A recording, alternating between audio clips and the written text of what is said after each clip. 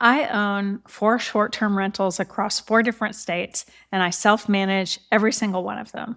And I do it in under 10 hours a week, sometimes 5. There's nothing particularly magic. It's because there's a system. And in this video, I want to share what makes it possible, not necessarily the boring specifics of what I do, but the principles. Because if you're thinking about getting into short-term rentals, this is one of the biggest questions you'll face. Do you hire a property manager and give up 20 to 30% of your revenue, or do you self-manage and risk drowning and losing a lot of your time? Let me show you why I think there's a third option. Here's the framing that most people start with. If you live near your property, self-manage, and if you live far away, hire a manager. That used to be true. When I first got into this business just a few years ago, I thought it was true, and I started with a property manager, but I was wrong. It's not true. My 4 properties were in Colorado, Alabama, North Carolina, and in Texas. I live in Texas, so 3 of my properties are not anywhere near me. And I manage all 4 myself well, with my whole life going on all around me. And that's a busy one: travel, other businesses, friends, family. I can be a little nonstop, so the property business has to self-sustain on just a few hours a week, and it does. That's only possible because of 2 things: the right systems, the right tools. Neither one alone is enough. You need both. Running a short-term rental breaks down into 4 categories. 1, guest communication. This is a biggie. Pre-booking questions, check-in details, questions during the stay, and follow-up after.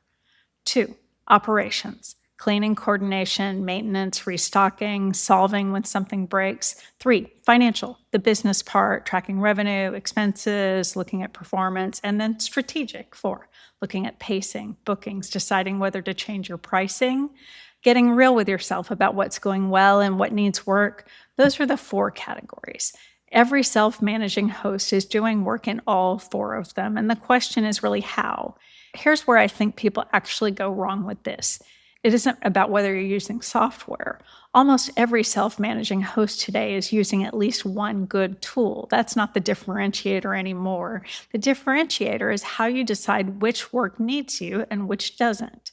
Some categories of work require your judgment and your voice, and others don't. The hosts who struggle treat everything as if it requires their personal attention. The hosts who scale to multiple properties without losing their lives and their minds are the ones who get clear about that line. That's the real skill.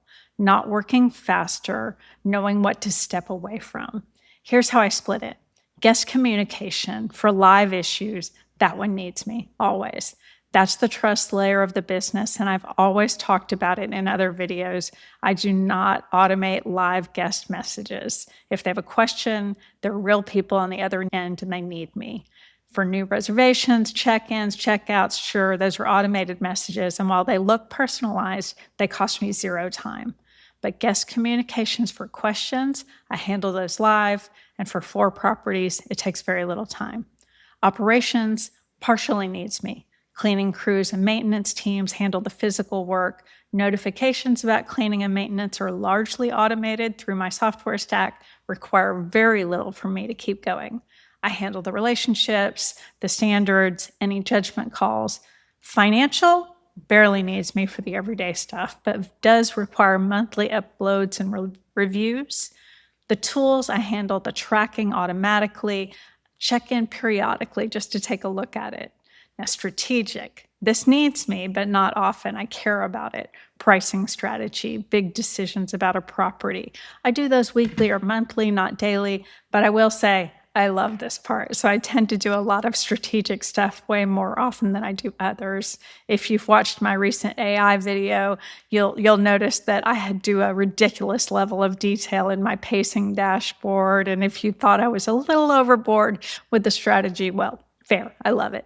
And it's automated, so it costs me no time, and I enjoy looking at that level of detail.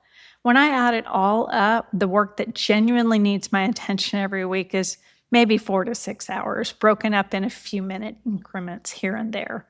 The rest of the 10 is checking in, staying on top of things, and making sure that the systems are running well. Here's why this is possible now in a way that it might not have been 5 years ago. The tools are truly amazing and getting better every day, I've got to say. Property management software like the one I use can handle pricing, calendar sync, channel management, and a lot of the operational layer. AI has changed what I do in the financial and strategic categories in a huge way. Pacing studies, look aheads, analysis in minutes instead of hours.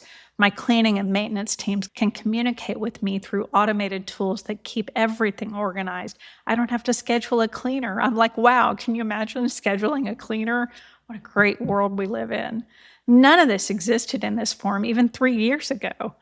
What used to require a full time property manager can now be handled by one person with the right setup, and that one person keeps 20 to 30% of revenue that would have gone to a property manager and now it's mine, right?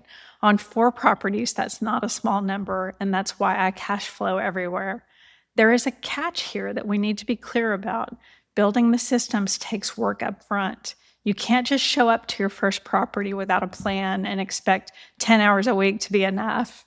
It probably took me about 40 hours of property to set all the systems up, and it's still evolving. The tools keep getting better and my systems keep getting tighter. But once you've built it, the work to run it is dramatically less than what most people imagine. If you're someone who likes systems thinking, who is willing to invest the upfront time to build something that runs cleanly, self-management is genuinely viable now, even from across the country. If you're someone who wants to be completely hands-off and would rather pay someone else to handle everything, a property manager still might be the right call. Both are legitimate paths. They just lead to different outcomes. If you want to see how I actually built the systems that make this possible, the tools I use, how they fit together, and how to set up your own version of this, that's what I teach inside STR Jumpstart. It's the complete operational system. My free webinar is the best place to start if you want to see the financials behind self-managing. The link is in the description and pinned in the comments. And if this gave you something to think about, hit subscribe. I'm new here, but I'm posting every week, and I'd love to have you along. Thanks. See you soon.